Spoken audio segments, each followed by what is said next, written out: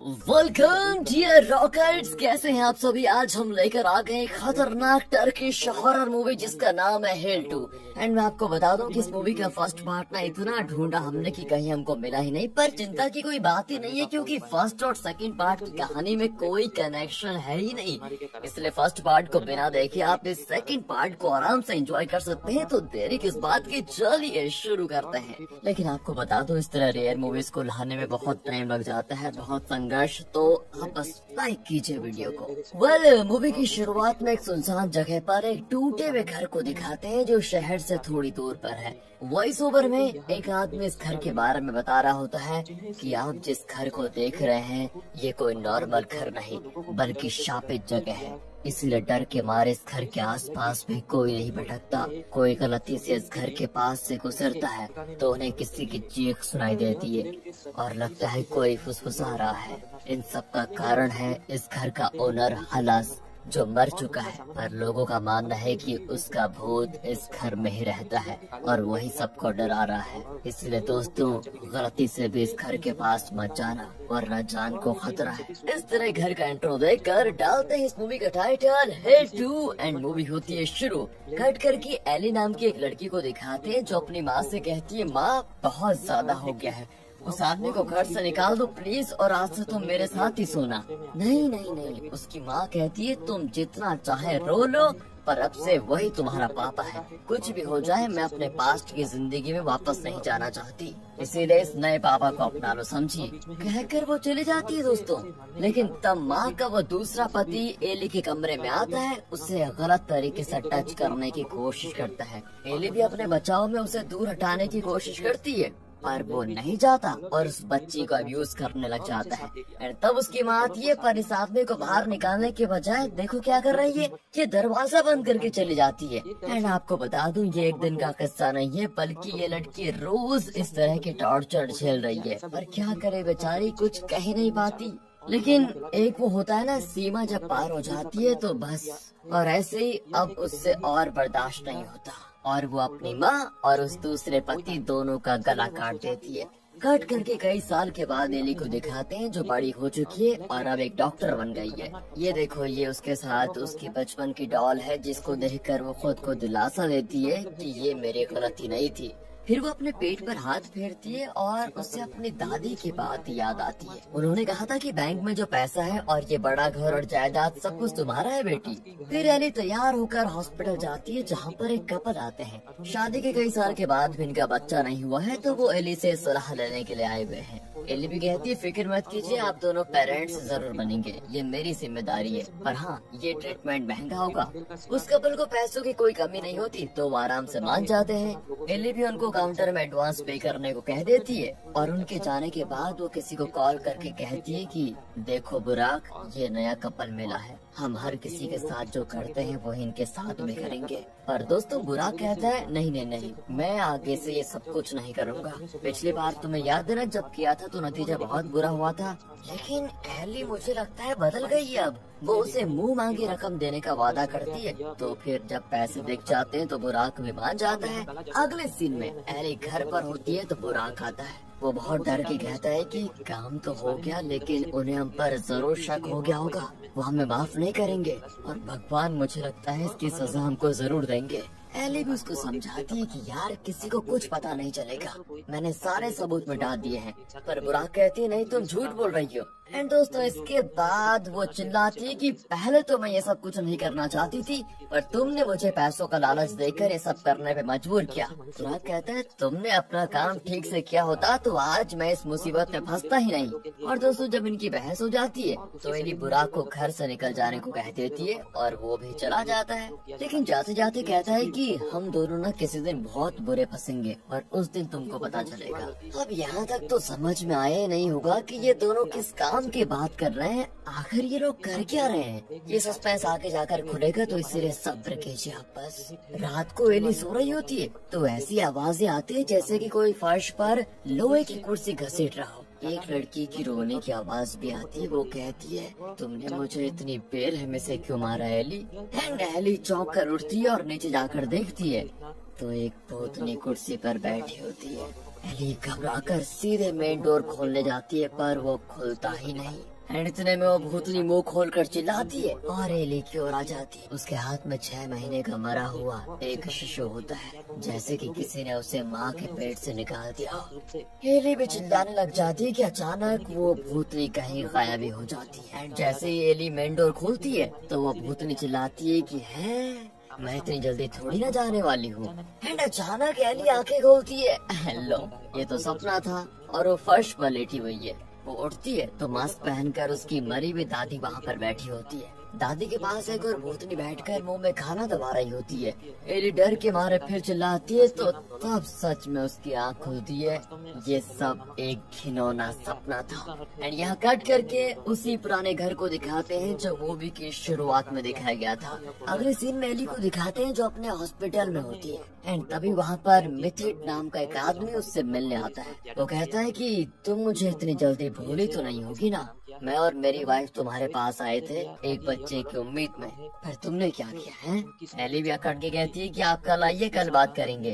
पर वो नहीं छोड़ता और एली को एक रिपोर्ट दिखाता है जिसमें साफ लिखा हुआ है कि उसका स्पर्म काउंट बहुत ही कम है और वो कभी पिता बन ही नहीं सकता। लेकिन आपको पता है एली ने क्या किया? उसने इसकी वाइफ का ट्रीटमेंट किया और उसकी एक बच्ची भी पैदा हो गई। अब मिथेड पूछता है कि सच बताओ ये तुमने किया कैसे? मैंने डीएनए टेस्ट भी करवाया और वो बच्ची मेरी है ही नहीं। 8 साल से मैं उसे अपनी बेटी मानता रहा। तुमने मुझे क्या बेवकूफ बनाया है? सिर्फ पैसों के खातिर? इतना घटिया काम करने वाली औरत मैंने आज तक कहीं नहीं देखी। ये कहकर वो एली को शूट करने वाला होता है पर वो कहती है देखिए इसमें मेरी कोई गलती नहीं है, ये सब तुम्हारी वाइफ का ही क्या कराया है। वो अकेली कई बार इस हॉस्पिटल में आई और मुझसे भीख मांगने लगी कि कैसे भी करके मुझे माँ बनना है बस। और जब मुझे कोई रास्ता नहीं मिला तो मैंने किसी और के स्पर्म से उसे इंसेमिनेट किया और वो माँ बन गई। उसने मुझसे विनती की थी कि प्लीज मेरे पति को मत बताइएगा, इसलिए मैंने तुम्हें कुछ नहीं बताया। एडम मिथेड से अपनी वाइफ का इतना बड़ा धोखा सहा नहीं जाता और वो रोते हुए बेचारा हॉस्पिटल से चला जाता है। इसी बीच एली को उसके बॉयफ्रेंड का कॉल आता है जिसका नाम है बॉबी। असल में ये बॉबी शादीशुदा है और एली के साथ उसका अफेयर चल रहा है। अब एली प्रेगनेंसी स्ट्रिप बाहर निकाल कर उसको दिखाती और कहती है मैं तुम्हारे बच्चे की माँ बनने जा रही हूँ, तुम मुझसे शादी कर लो। पर वो कहता है देखो फिलहाल तो मैं इसके लिए तैयार नहीं हूँ, मुझे वक्त चाहिए। एंड एली इस पर बिगड़ जाती है कि तुम्हें और कितना वक्त चाहिए? मुझे लगा कि तुम अच्छा आदमी हो लेकिन तुम तो बिल्कुल मेरी माँ की तरह घटिया इंसान हो। और हाँ डरो मत, मैं इस बच्चे को लेकर तुम्हें धमकाऊंगी नहीं, मैं इसे अबॉर्ट कर दूंगी और आइंदा से तुम्हें कभी नहीं मिलूंगी। ये कहकर एली चली जाती है। यहाँ बेचारा मेथड अपने घर पर आता है तो उसके जहन में बार बार एली की वही बात रहती है कि उसकी वाइफ ने उसे धोखा दिया। वो तो सीधे अपनी वाइफ की गर्दन पकड़कर उसको मारने की कोशिश करता है। उनकी बेटी कहती है पापा माँ को छोड़ दो, क्या कर रहे हैं आप? मेथड कहता है मैं तुम्हारा पापा नहीं हूँ, जाओ यहाँ से। कहकर वो बच्चे को धक्का दे देता है। तब उसकी वाइफ कहती है मैंने तुम्हें धोखा नहीं दिया, प्लीज मेरा विश्वास करो। पर अचानक वो दूसरी ओर देखकर अपना माथा पीटने लगती है कि ये तुमने क्या कर दिया।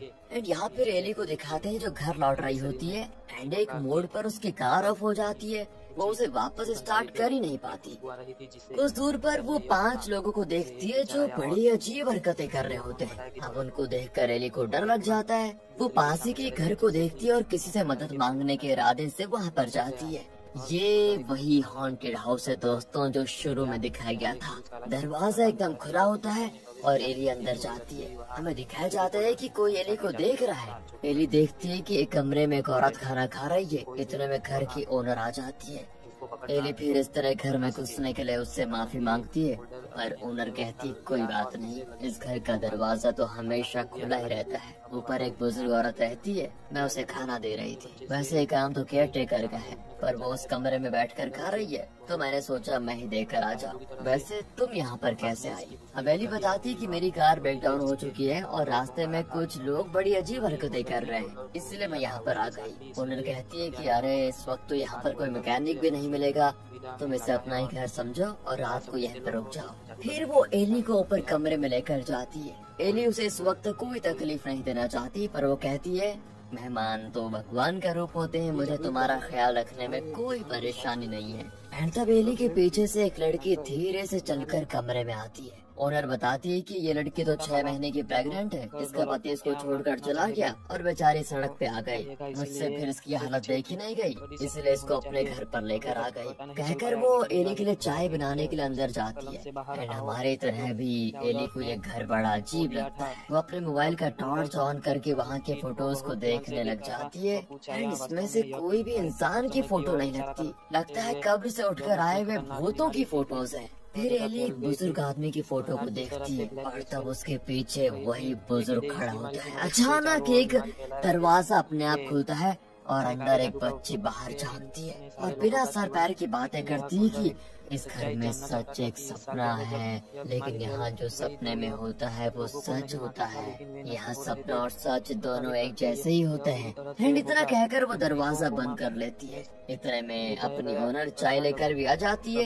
एली पूछती है, एक बात बताइए, वो बच्ची कौन है? ओनर बताती है कि वो बच्ची रोज अपने बाप की हवस का शिकार हुआ करती थी। मैं उसे बचाकर यहाँ पर लेकर आई हूँ और इस बिल्डिंग का पहला ओनर हालस नाम का आदमी था। उसके बाद मैं इस बिल्डिंग की देखभाल करती हूँ और ये दीवार पर जो फोटोज हैं वो उनके टाइम की है। वैसे मेरा नाम कुलन है और मैं अपनी जिंदगी में कभी इस बिल्डिंग से बाहर नहीं गई। तुम्हारा नाम क्या है वैसे, और तुम क्या करती हो? एली अपना नाम बताती है और कहती है, मैं एक डॉक्टर हूँ। कुलन कहती है कि फिर तो तुम ठीक जगह पर आई हो। यहाँ कई लोग बीमार हैं, शायद तुम उनकी देखभाल करके उनको बढ़िया कर पाओ। और हाँ, इस घर के हर कमरे में कोई न कोई मेहमान है, इसलिए तुम बिल्कुल अकेली महसूस मत करना। और क्या पता सुबह तक तुम्हारी सारी परेशानियाँ ही दूर हो जाए। ये कहकर कुलन चुपचाप चली जाती है। अब एली को लगता है कि ये औरत बातें नहीं कर रही बल्कि पहेलियाँ बुझा रही है। एली भी सोफे पर बैठकर सो जाती है। तब उससे कई इल्यूजन्स आते हैं, जैसे कि मिथेट खून से लथपथ उसके सामने खड़ा है और एक प्रेग्नेंट औरत अपने हाथ में 6 महीने का शिशु लिए यहाँ वहाँ घूम रही है। और भी कई डरावनी और खतरनाक इल्यूजन्स एली को आते रहते हैं। वो घबराकर हर कमरे का दरवाजा खटखटाकर कुलन को ढूंढती है। अचानक उसके पीछे एक भूतनी खड़ी दिखती है। एली उसको देखकर चिल्लाती है और अचानक सोफे पर उसकी आंख फिर से खुलती है। एंड तब कुलन आकर उसको शांत करती है। एली कहती है, मैंने कोई गलती नहीं की। कुलन कहती है कि देखो बेटी, हमारी हर गलती की एक कीमत होती है। हर इंसान को वो कीमत चुकानी ही पड़ती है। तुम्हारे पास में तुम्हारी माँ और तुम्हारे सौतेले पिता ने घिनौने काम किए थे, उनकी कीमत तो उन्होंने चुका दी, लेकिन तुमने जो दूसरों के साथ बुरा किया उसकी कीमत तुम्हें चुकानी पड़ेगी। अब एली चौंक जाती है कि आपको मेरे बारे में ये सब कुछ कैसे पता? आप हैं कौन? कुलन कहती है, मैं तो सिर्फ एक जरिया हूँ। तुम्हारे साथ क्या होगा इसका फैसला तो हालस ही करेगा। एंड तब एक कब्र को दिखाते हैं दोस्तों। एली फिर से कहती है, देखो मैंने कोई गलती नहीं की, मैंने कोई गलती नहीं की। एंड वो जल्दी से मेन डोर खोलने की कोशिश करती है पर नहीं खोल पाती। एंड तब कुलन कहती है, तुम कहीं नहीं भाग पाओगे, अपने पापों की कीमत तुम्हें चुकानी ही पड़ेगी। एली घर में इधर उधर भागने लग जाती है। एक जगह उसे अपनी मरी हुई दादी दिखती है जो टेबल पर लेटी हुई है और उसके पास बैठकर एक भूतनी कुछ खा रही है। दूसरे कमरे में वो देखती है कि मिथेट ने अपने सर पर गोली मार ली और वो पूछता है कि तुमने हमारे साथ इतना बुरा क्यों किया। ये सब कुछ देखकर एली और ज्यादा घबरा जाती है और मेन डोर के पास पहुंचती है। दरवाजे को पीटने लग जाती है पर कोई उसकी मदद के लिए नहीं आता। लेकिन जो आता है वो कुलन होती है और कहती है, मैंने तो पहले ही कहा था कि अपने बुरे कामों की कीमत चुकाए बगैर तुम कहीं नहीं जा सकती। अगर तुम्हें यहाँ से बाहर निकलना है तो इस बच्चे की बात मानो। और वो बच्ची एली से कहती है कि मैंने तुम्हारी दादी से बात की थी, उन्होंने कहा कि बचपन से वो तुम्हारा बड़ा ख्याल रखती थी, लेकिन तुमने उनके साथ भी धोखा किया जिस वजह से उनकी आत्मा परेशान है। अब तुम खुद सोचकर बताओ तुमने उनके साथ ऐसा क्या गलत किया। पर दोस्तों एली कुछ नहीं बताती। फिर वो बच्ची कहती है कि अगर तुम्हें याद नहीं है तो मैं याद दिलाती हूँ। यहाँ दोस्तों एक फ्लैशबैक दिखाते हैं जहाँ दादी की तबीयत बहुत ज्यादा खराब है और वो बिस्तर पर लेटी हुई है। उनकी देखभाल ये नर्स करती है जो उनके पास बैठकर खा रही है।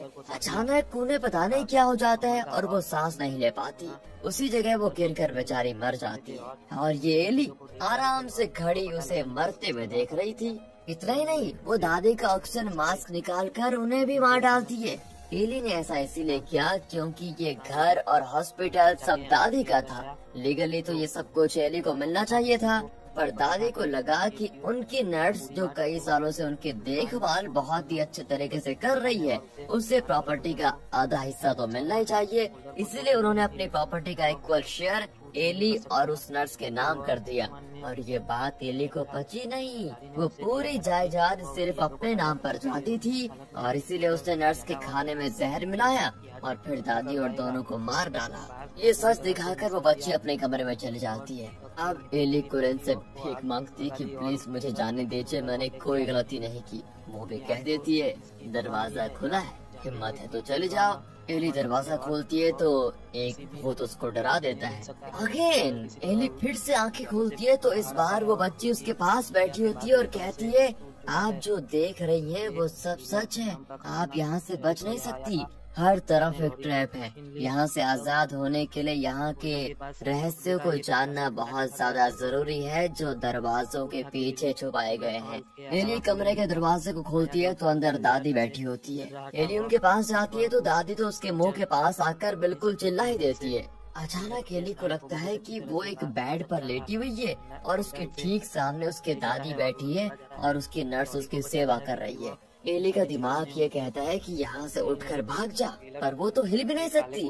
तब नर्स दादी से कहती है कि एली ने आपकी बेटी को मार डाला, फिर भी आप उसे अपने पास ले आई और उसे पाल पोस कर बड़ा किया, लेकिन उसने आपको भी जान से मार दिया। एंड दादी कहती है तुम ठीक कहती हो, आखिरी वक्त में इसने मेरा ऑक्सीजन छीन लिया था और मैं सांस भी नहीं ले पाई और घुट घुट कर मरी इसकी वजह से। जो दर्द मुझे हुआ था ना वो इससे भी होना चाहिए, हम इसका पूरा ऑक्सीजन चूज कर निकालेंगे। अब नर्स एली को ऑक्सीजन मास्क पहनाती है और दूसरा साइड दादी के मुंह में दे देती है। फिर वो एली की सांसें चूज कर निकालने लगती है। एली सांस नहीं ले पाती और तड़पने लग जाती है। दादी को जो दर्द हुआ था वही सब कुछ एली भी एक्सपीरियंस करती है। उस एक्सपीरियंस से बाहर निकलती है तो बच्ची कहती है उन्होंने बताया कि कुएं में अंधेरा छाया हुआ था और वो अपने लाश को सड़ते हुए देख रहे थे। वो पूछ रहे हैं कि मुझ जैसे निर्दोष को तुमने ये सजा क्यों दी। एनाबेली पूछती तुम किसकी बात कर रही हो। अच्छा ये भी भूल गई तो मैं याद दिला देती हूँ। एंड फ्लैशबैक में दिखाते हैं कि बुराक की वजह से उसकी गर्लफ्रेंड प्रेग्नेंट हो गई थी, पर बुराक ने शादी से इनकार कर दिया और उसे अबॉर्शन करने को कहा, पर वो लड़की नहीं मानी। और तब बुराक और एली ने मिलकर जबरदस्ती उसके पेट से 6 महीने के शिशु को बाहर निकाल दिया। दर्द के मारे वो बेचारी लड़की मर गई। फिर बुराक उसे एक सुनसान जगह पर लेकर गया और उसकी लाश को एक कुएं में डाल दिया। उसके 6 महीने के शिशु को भी उसने उसे कुएं में फेंक दिया और वहीं पर उन दोनों की लाशें सड़ रही है। अब बच्ची कहती है याद आ गया आपको। अब उस लड़की की सड़ती हुई लाश आपसे बदला लेना चाहती है, आप इंतजार कीजिए बस, कहकर वो चले जाती है। और तब बुराक आता है। उसको देखकर तो एली की जान में जान आती है। वो उसे गले लगाकर रोने लग जाती है कि अच्छा हुआ तुम आ गए, तुमने आखिर इस जगह का पता कैसे लगाया। वो कहता है कि मैं भी तुम्हें हर जगह ढूंढ रहा था, यहाँ रास्ते में तुम्हारी कार देखी तो यहाँ पर चला आया। एली बताती है कि इस घर में अमानुष्य चीजें रह रही है, हमें जल्दी यहाँ से निकलना चाहिए। और वो कहता है कि हम यहाँ से नहीं जा सकते, मैंने तुमसे अपनी गर्लफ्रेंड का सिर्फ अबॉर्शन करने को कहा था पर तुमने उसे बेरहमी से मार डाला एंड तुम्हें मैं उतना ही दर्द दूंगा जितना तुमने मेरी गर्लफ्रेंड को दिया। वो एली को एक ऑपरेशन थिएटर में लेकर लेटा देता है। एली भी चीखती चिल्लाती है। वहाँ कुलन आती है पर उसके चेहरे पे कोई रिएक्शन नहीं होता और वो दरवाजा बंद करके चली जाती है। एंड तो वहाँ पर बुराक की गर्लफ्रेंड की आत्मा आती है। एली भी प्रेग्नेंट है तो वो एली के पेट से उसके शिशु को भी उसी तरह बाहर निकालती है जैसे एली ने उसके पेट से उसके बच्चे को निकाला था। वो शिशु को उस छोटी बच्चे के हाथ में देती है और फिर वो एली को उसका मरा हुआ बच्चा दिखाती है। एली बहुत ज्यादा चिल्लाती है पर न जाने अब ये सच है या सपना। एली के सामने कुलन बैठी होती है और पूछती है क्या हुआ, क्या सच और सपने के बीच में तुम्हें फर्क नजर नहीं आ रहा। यहाँ सपना ही सच है इसलिए तुम वो सारे दर्द महसूस कर रही हो। और अब एली भी यही कहती है कि मैंने कोई गलती नहीं की, मुझे यहाँ से जाना है प्लीज। कुलन कहती है कि हालत तुम्हें नहीं छोड़ेगा। जो लोग एक बुरा काम करते हैं वो आगे जाकर उससे भी बदतर काम करते जाते हैं, इस वजह से वो अपने पास्ट के बुरे कामों को भूल जाते हैं। अब वो एली को एक और सच की याद दिलाती है। उस दिन मेथड ने एली के सर पर गन रखा था, तो एली ने कहा था मैंने गलती नहीं की, तुम्हारी वाइफ के कहने पर ही मैंने किसी और का स्पर्म उसको दिया। पर असल में दोस्तों वो झूठ था। एली ने सिर्फ मेथड से पैसे ऐंठने की खातिर उसे और उसकी वाइफ को ट्रीटमेंट के नाम पर अक्सर हॉस्पिटल बुलाया और ट्रीटमेंट के दौरान उसने बिना बताए किसी और के स्पर्म से मेथड की वाइफ को इंसेमिनेट कर दिया। फिर उसने मेथड से झूठ बोला कि अब तुम्हारा स्पर्म काउंट बढ़ चुका है और तुम्हारे स्पर्म से ही तुम्हारी वाइफ प्रेग्नेंट हुई है। पर 8 साल के बाद जो मेथड को डीएनए टेस्ट से पता चला वो ये कि जो बच्ची वो अपनी समझ रहा था वो उसकी नहीं है। एंड तब फिर वो एली को धमकाता है तो एली सारा दोष उसकी वाइफ को देती है। उसके बाद मेथड घर गया, उसने अपनी वाइफ की जान लेनी चाही और उसके बाद क्या हुआ ये अब दिखाया जाता है। यहाँ एक कमरे से हैप्पी बर्थडे का सॉन्ग सुनाई देता है और एली उस कमरे में देखती है वो बच्ची जो एली को उसके पास्ट की याद दिलाती रहती थी। वो बच्ची फर्श पर मरी पड़ी होती है, सामने मेथड और उसकी वाइफ बैठे होते हैं। मेथड अपनी वाइफ को धोखेबाज बताकर उसका गला दबाने लग जाता है और तब एली को भी दर्द होने लग जाता है जैसे वो एली का ही गला दबा रहा हो और एली मर जाती है। अगेन वो फिर जागती है तो उसके सामने वही छोटी बच्ची होती है। वो कहती है पापा ने कहा कि मैं उनकी बेटी नहीं हूँ, आज मेरा बर्थडे है और मुझे कैंडल बुझाने का भी चांस नहीं मिला, उसकी वजह तुम हो, सिर्फ तुमने ऐसा क्यों किया। एंड इस पर एली घबरा कर दूसरे कमरे में जाती है तो वहाँ पर एक कब्र होती है और कुलेन भी खड़ी होती है। वो बताती है कि तुम इसे कोई मामूली घर मत समझना, असल में ये नरक है, यहाँ जो भी आता है उससे अपने हर बुरे कामों की सजा भुगतनी पड़ती है। वैसे तो इस घर में तुम्हारे अलावा कोई और नहीं, लेकिन जो लोग तुम्हें दिख रहे हैं वो सभी तुम्हारी वजह से मरे हुए लोग हैं। ये बच्ची ये भी तुम्हारी वजह से मरी है। यहाँ पर फ्लैशबैक में दिखाते हैं कि जब वो बच्ची अपने पापा मेथड को मना रही थी कि माँ को मत मारिए पापा, तो मेथड ने उसको जोर से धक्का दिया और टेबल पर उसका सर जोर से लगा और वो स्पॉट पर ही मर गई। यही देखकर उसकी वाइफ माथा पीट कर रोने लग गई कि ये तुमने क्या कर दिया। एंड इनकी हाथापाई में गलती से मेथड की गन का ट्रिगर दब जाता है और उसकी वाइफ भी मारी जाती है। अपने परिवार को खोकर मिटता देख मेथड भी जिंदा नहीं रहना चाहता था और उसने केक पर रखा कैंडल जलाकर अपनी बेटी की तरफ से उसे बुझाया और खुद को शूट कर लिया। पैसों के लिए एली के लालच की वजह से पूरा परिवार नष्ट हो गया। अब कुलेन कहती कि तुम्हें इस घर में आए सिर्फ आधा घंटा हुआ है, पर इस आधे घंटे में तुमने कई सालों का दुख दर्द एक्सपीरियंस कर लिया, पर तुम्हारी सजा वो अभी खत्म नहीं हुई है, इससे भी बदतर सजा तुम्हारा इंतजार कर रही है। अब छोटी बच्ची कहती है कि अब मैं अपना बर्थडे कैंडल बुझाने वाली हूँ। कहकर वो कैंडल बुझाने जाती है तो घर की सारी बत्तियाँ ऑफ हो जाती है। यहाँ सीन होता है कट और कुछ दिन के बाद एक आदमी इस घर की वीडियो बनाने के लिए आता है और वो बताता है कि जब एली ने इस घर में प्रवेश किया उसके तीसरे दिन उसकी लाश इस घर के पास ही मिली थी। लाश बहुत ही बुरी तरीके से कुतर दी गई थी। इसके बाद इस इलाके के लोग इस घर से और भी बहुत ज्यादा डरने लग गए। उसके इस खतरनाक मैसेज के साथ दोस्तों ये मूवी यहाँ पर खत्म होती है। तो इस मूवी में आखिर क्या बताने की कोशिश की गई है बताता हूँ। असल में ये घर नहीं नरक है। जो बुरे लोग काम करते हैं ना, अगर वो गलती से भी इसके अंदर चले गए तो बस समझो काम खत्म, उन्हें अपने किए की सजा जरूर मिलेगी। और वही एली के साथ भी हुआ। और कुलेन ने जिस हालत का जिक्र किया था और बताया था कि इस घर में हालस की कब्र है, असल में टर्किश लोक कथाओं के अनुसार हालस एक खतरनाक डेमन था। और यहाँ पर एक अजीब सा सिंबल दिखाया गया है जिसका मतलब तो हमें नहीं पता, पर देखने में बहुत डरावना दिखता है। तो कैसी लगी आपको ये मूवी? अगर ये वीडियो अच्छी लगी हो, एक्सप्लेनेशन अच्छा लगा हो तो लाइक कीजिए, चैनल को सब्सक्राइब। मिलते हैं अगली वीडियो में, ध्यान रखिएगा अपना। Finally thanks for watching.